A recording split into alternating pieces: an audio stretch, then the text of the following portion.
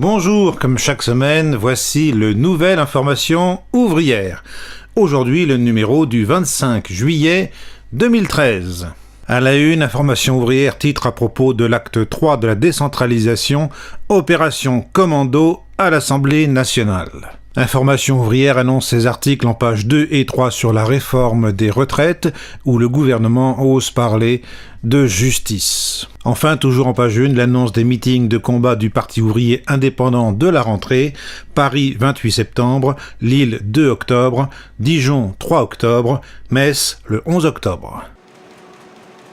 En page 2, donc, un article de Jean-Jacques Marquiset sur les retraites, avec d'un côté l'appel des grandes centrales syndicales FO et CGT à une manifestation le 10 septembre, et de l'autre un appel d'attaque signé par la gauche du PS, représentant du PCF, du PG, du FSU, de Solidaire et d'autres, dont le mot d'ordre n'en est pas du tout le retrait de la réforme des retraites, mais nous voulons une retraite solidaire.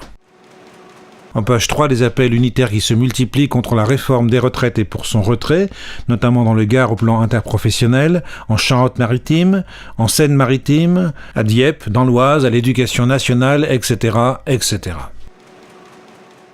En page 5, à propos de la rentrée catastrophique préparée par le gouvernement, la réalité sur les 60 000 créations de postes annoncées par le ministre Peillon et la traduction concrète dans un département, la Seine-Saint-Denis.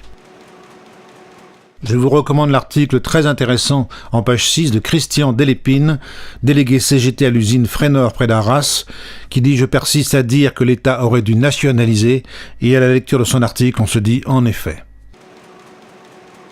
En page 9, un article d'un jeune noir américain, Terence Yancey, qui dit « Un noir est assassiné toutes les 28 heures par la police, les vigiles et les volontaires armés ». Et l'article titre, avec juste raison, « La fin d'une illusion d'une Amérique post-raciste ». J'étais hier dans la ville historique de Saint-Malo et j'ai discuté avec la propriétaire d'un magasin de vêtements qui se plaignait de ne pas pouvoir vendre quoi que ce soit et avait du mal à s'en sortir. Et je lui ai dit, les gens n'ont plus d'argent. Comparez la courbe des profits des spéculateurs, comparez la courbe de l'évolution des prix et comparez l'évolution des salaires et sans doute vous comprendrez.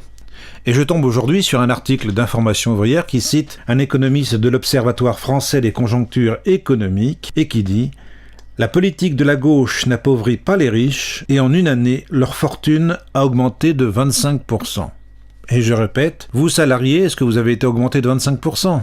C'est pas tout ça, mais rien ne vaut la lecture d'Information Ouvrière.